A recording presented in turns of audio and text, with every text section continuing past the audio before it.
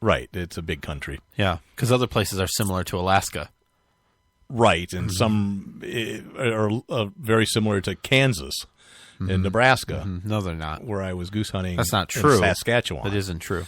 All farmland. When I was there last, they tried to get us to eat beaver. Well, you were in the more urban area. Yeah, Toronto. Yeah, but anyway, okay.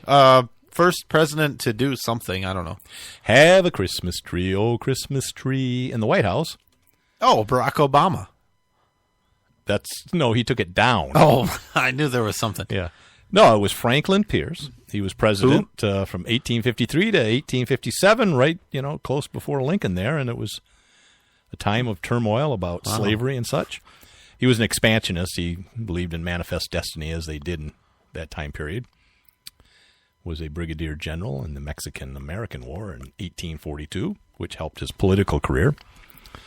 He lost his son just a couple of weeks before he was inaugurated in a train accident. That's Almost no good. decapitated his son, and people say he and his wife never fully recovered from Yeah, that's rough.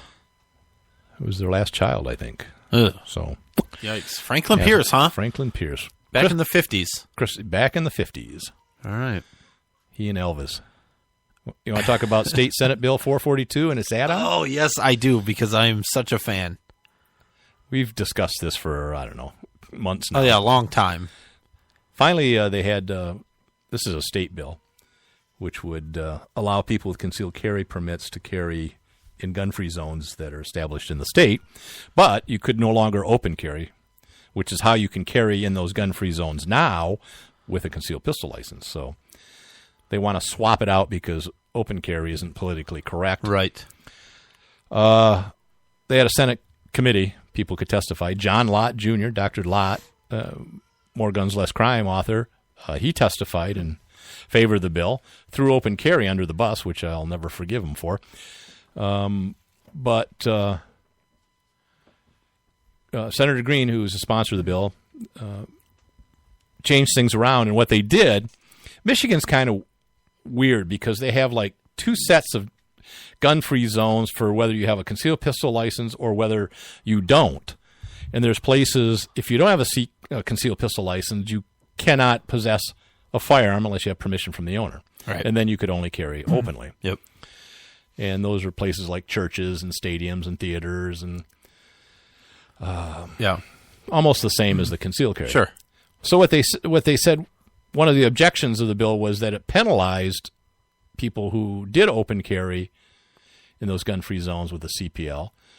First one was a civil infraction. Second offense was a misdemeanor. Third offense was a felony.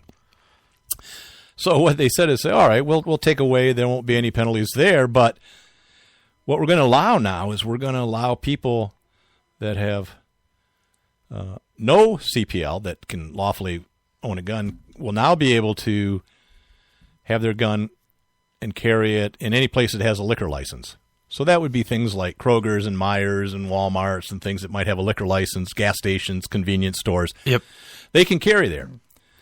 But only if you don't have a concealed pistol license. If you open carry in those places with a concealed pistol license, it's now a 90-day misdemeanor with a $1,000 fine, and the second time's a felony. It's insane. So it made it worse. Well, so I mean, essentially, a police officer would stop you to make sure you don't have a license if you're carrying openly. Right.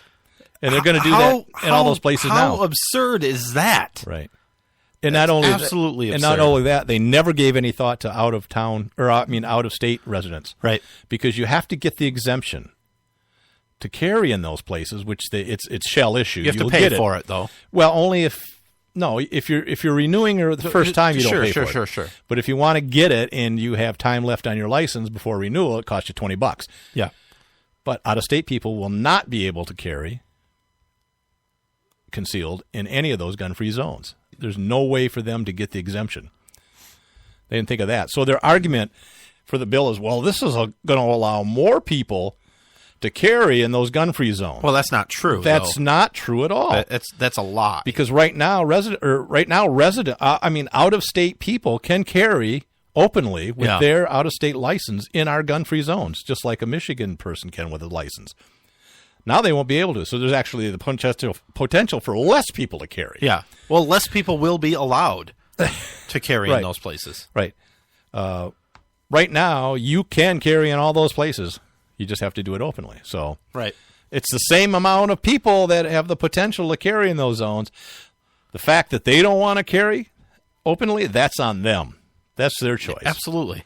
Absolutely. And the right solution is to allow everybody Both. to carry All. however they want in those places. That's the solution. That's the solution that any real pro-gun legislator Like would go for. like in Maine, that now allows they have constitutional carry. Like in all of these states, They're like that the was eighth state. 7 or 8 of them Yeah. that somehow managed to do this. Yeah.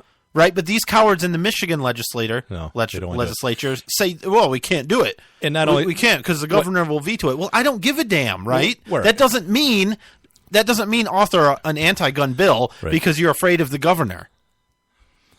And what's really frustrating is that in Michigan right now we have both the House and the Senate and the governor all Republicans and all supposed to be pro-gun. Well, Proponents. yeah, I mean, we know Snyder, the governor, But is the not. governor is not. Yeah. So they've been afraid to do anything. And the thing is, it's going to be a moot because the governor's not going to sign this because it's going to allow guns in schools. Right. And he said that he will veto that. Yeah. So it's absurd. It's absurd. Virginia governor, I don't know how to say his last name, so I'm not going to try it, but his first name's Terry. McAuliffe. McAuliffe. Yeah. He signed an executive order because gun. And I will say he had some brilliant stuff here. It just makes absolutely perfect sense, some of the things he said. Oh, absolutely. So he established a task force to prosecute gun crimes. Right. Now, is aren't good. they supposed to be prosecuting gun crimes? Yeah, but this is a task force. Special super task force. Yeah. It's Extra special secret probation, John. Anyways. Yeah, establish a task force. Woo. This is the bullshit one. That only licensed firearm dealers can engage in the business of selling firearms. You got a firearm, you have personal property, you can't sell it. yeah. You're going to have to somehow go through an FFL and pay more money Yeah. for them sure. to do the deal. Because That's only the people with a license ridiculous. know what they're doing. And how are you going to enforce that? Well, that's what this task force is for. Those actually, but I mean- but what you're looking at there, the 2 points that you're going to make, those are the 2 key provisions that the task force, this super duper task force, is charged with enforcing. Right. So they have those for drugs? Task force? Yeah. Yeah, they just kill people. They go in and they shoot your dog. Well, this is going to be they're going to do the same thing. Oh, of course. But if you and I were to course sell they each other a are. firearm, who's going to know but you and I? So, The NSA? well, now everybody. Yeah. What's the thing? That persons prohibited from owning firearms are prevented from obtaining them. Well, we have a law for that, right? We have a federal law. Well, that's the point. That's And what I'm there's saying. state laws, too. This super duper task force is now going to make sure that actually happens. Yeah, but how? That's the thing. And who's going to pay Brian. for it? Remember last week? It's just broaden it. Come on. They're already doing these types of things, in essence, so that's not going to work. Authorize the Attorney General to coordinate and bring gun criminal cases against firearm law offenders. Well, aren't they supposed to be doing that now? Yeah, it's Establish whatever. a tip line for illegal gun activity. That's a good one. Almost That's a good one. So every big that's- city has established those. They that's- don't work. That's what I call them all the time. Do you? Yeah. Do you guys have any tips? I'm looking for a Remington 870 pump shotgun, early 1960s production. Can you help me out? I need a throwaway gun. Sir, that's not an illegal gun yet. Trace guns used in crimes, which is great. Yeah, you can only do that if you have registration. Well, we'll get there. Okay. Oh boy, they already do this, but encourage judges and prosecutors to seek gun forfeiture and felony and other cases.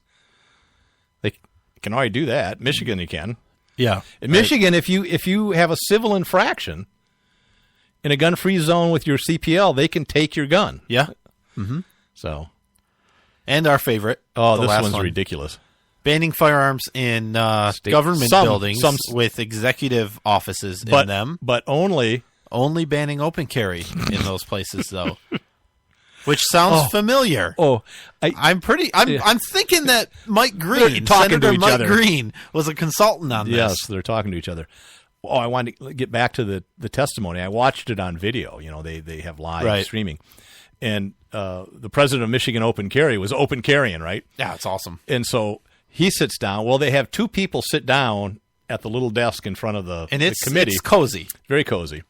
And they had an anti-gun person who was in charge of community colleges or something, or he was like an association for community colleges speaking against the bill, of course, sitting right next to him. And then he does his spiel, and then he kind of realizes that there's a gun next to him, and he just can't take his eyes on it. He backs up in his chair, and he's looking at that thing, and that's awfully close to my kidney. Probably, his kidney was right there. It was probably some theatrics, too. Shoot him in the kidneys. Jeez. So it was great. Yeah. Oh, we never said that they did pass it out of committee. Yeah.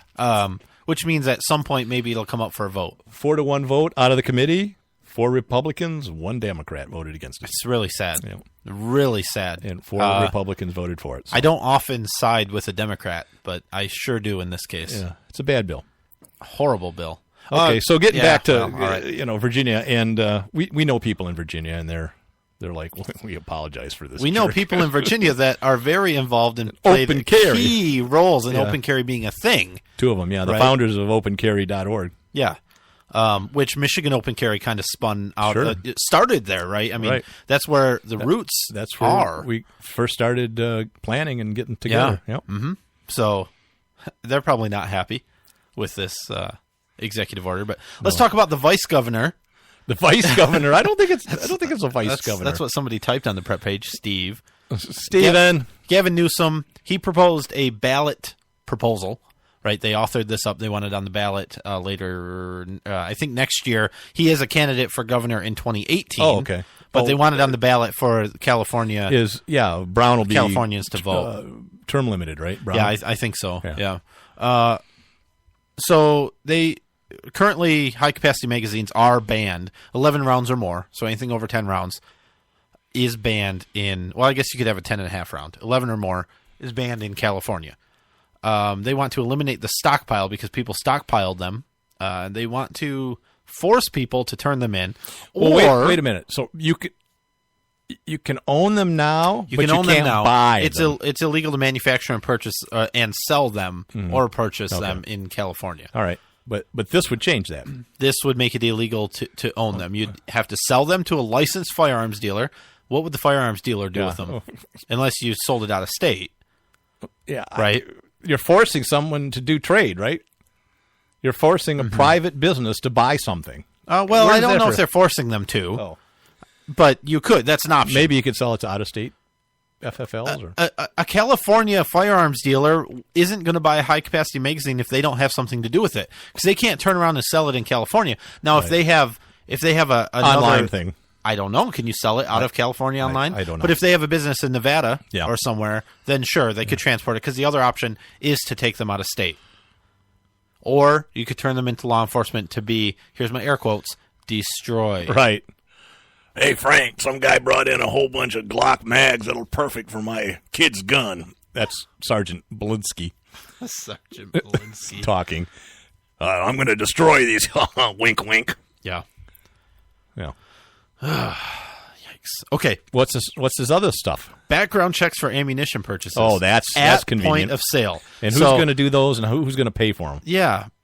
Look, we're broadening background checks. Is the state of California going to pay for it? If you can save one child's life, which you can't with a background check on ammunition. No. But if you could, it's worth all the money in the world, Brian. We could save hundreds of kids' lives by banning swimming pools. We save hundreds of kids' lives by allowing people to carry firearms. Oh, I hadn't thought of that, huh? I mean, there's a positive to gun ownership? Absolutely, which is, I mean, and I didn't mention it earlier when you were talking about statistics, how many people are killed in mass shootings. How many people aren't? Right. Because we do have firearms. Right. So anyway, ammunition dealers, so your local Walmart. I don't know if Walmarts in California sell ammunition or not, but they would have to do a background check at the point of sale, Right.